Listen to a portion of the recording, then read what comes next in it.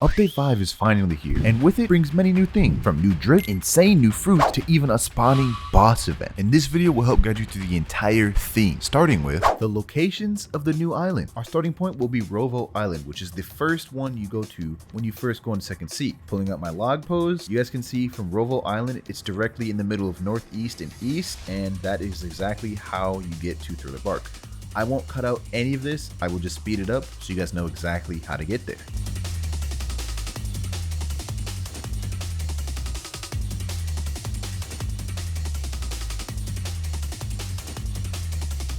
And we've officially gotten to Thriller Bark. Now in the front of it, as you guys can see, this is where you will set your spawn and then get the log post. Starting out, this guy right here, he sells lanterns. Trust me, you're gonna need them if you're here during the nighttime. They're only a bit of pelly, so it's not that much. I recommend you guys get it. Moving on, over here will be a quest to spawn Gecko Moria.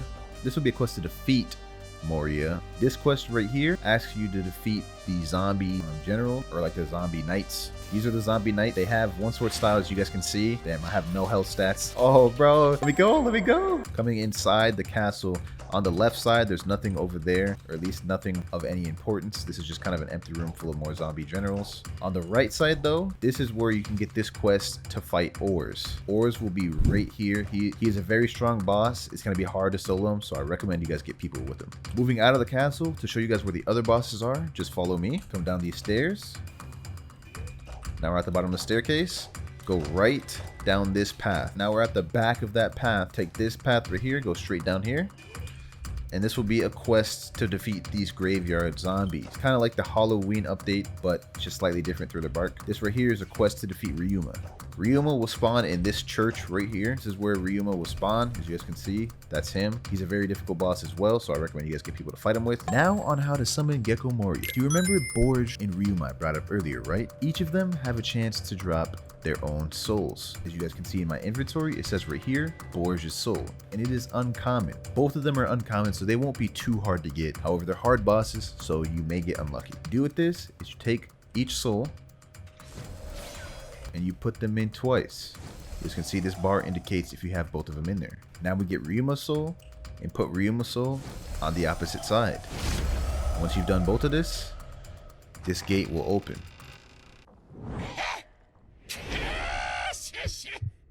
And now we can fight the Gecko Moria boss. One thing to note about this boss is he's just like the Krampus boss from the Christmas event. He spawns his own soldiers and he has long range attacks. You will 100% need a group for this. Also, it'll be interesting to know that you guys cannot cheese Gecko Moria. As you guys saw right there, he's able to attack me up here. And that pretty much wraps up Thriller Bark. That was everything you need to know regarding Thriller Bark. Now, I'm going to show you guys how to get to the Observation Hockey V2 island, which is called Foro Island. This time, our starting point will be Alabasta. So just follow me so you guys know where to go.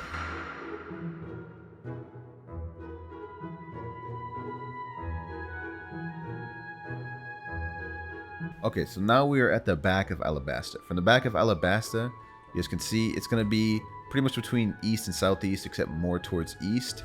That is where we will go.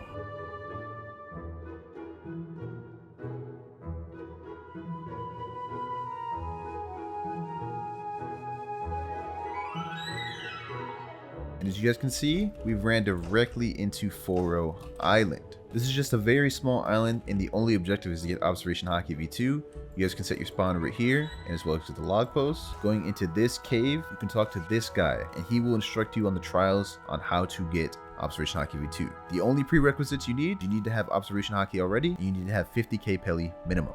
Now on the Brook ship event. Sadly, I don't have any footage of this event, but I do know all of the information you need on it. Firstly, he only spawns in second sea. It'll give you a notification when he does, as well as his location. Second, he only spawns twice per day, once at 6 AM Eastern Standard, and then again at 6 PM Eastern Standard. So yeah, I know boys, it's gonna be tough for you boys across the globe, but it is what it is. You only get 2 chances per day to fight Brook's event ship.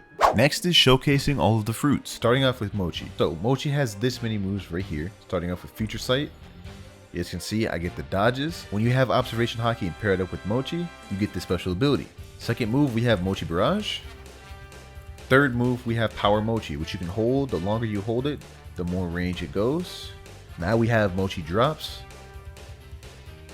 Next, we have Mochi Donut Roll. Turn into a donut. I thought this was a Kainu's job, bro. That was such a bad joke, bro. Ignore me. Next move, we have Chestnut Mochi, which is like a new version of Pika Ray, except it has even longer range. You guys can see, goes over there, goes over there. Next move, Burning Mochi. The final move we have is Mochi Buzz Cut, which grabs anyone within the range of this, as you guys can see.